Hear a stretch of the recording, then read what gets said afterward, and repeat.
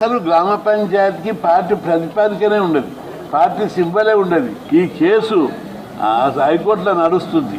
హైకోర్టులో జడ్జిమెంట్ రాని, ఏ జడ్జిమెంట్ వస్తే దాన్ని అమలు చేయి. హైకోర్టులో జడ్జిమెంట్ రాని, కోర్టులలో ఏ జడ్జిమెంట్ వస్తే దానికి ఒప్పుకుంటావు. ఇది 42% ఇన్ని రోజులు మేము చట్టబద్ధంగా ఇస్తాం, జనాభా లెక్కలు తీసినాం, మేము దేశానికి రోల్ మోడల్. మాలాకి ఎవరు లేరు. పేద కులాలకు, బీసీ కులాలను సర్పంచులు, జిల్లా పరిషత్ చైర్మన్లు, మండల అధ్యక్షులను చేస్తున్నాం, మేము పెద్ద ఎత్తున చేస్తున్నామని చెప్పి విస్తృతమైన ప్రచారం దేశవ్యాప్తంగా కన్యాకుమారి నుంచి కాశ్మీర్ దాకా ప్రచారం చేశారు. కోర్టు కేసుల్లో కూడా మీరు సరైన ప్రామినెంట్ అడ్వకేట్లను పెట్టి పోరాడవలసిన అవసరం ఉంది. మేము అడ్వకేట్లను 50-60 కేసులు ఉన్నాయి. ఈ కేసు తెగినాక ఖచ్చితంగా గెలుస్తాం. ఆ మహారాష్ట్ర ఓడిపోవడంటే జనాభా లెక్కలు లేవు, డెడికేటెడ్ కమిషన్ లేదు, వాళ్ళ దగ్గర గణాంకాలు లేవు, అక్కడ ఉద్యమాలు లేవు.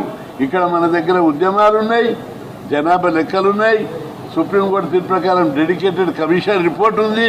కాబట్టి ఇక్కడ కేసు గెలుస్తుంది. సుప్రీంకోర్టులు కానీ కోర్టులు కానీ ప్రజల నాడిని బట్టి, ప్రజల సంకల్పాన్ని బట్టి, ప్రజల భావనను బట్టి, సమయం సందర్భాన్ని బట్టి కూడా ఆ డిమాండ్ను సమర్థిస్తామని సుప్రీంకోర్టే సందర్భాన్ని బట్టి రిజర్వేషన్లు వెచ్చుకోవచ్చని.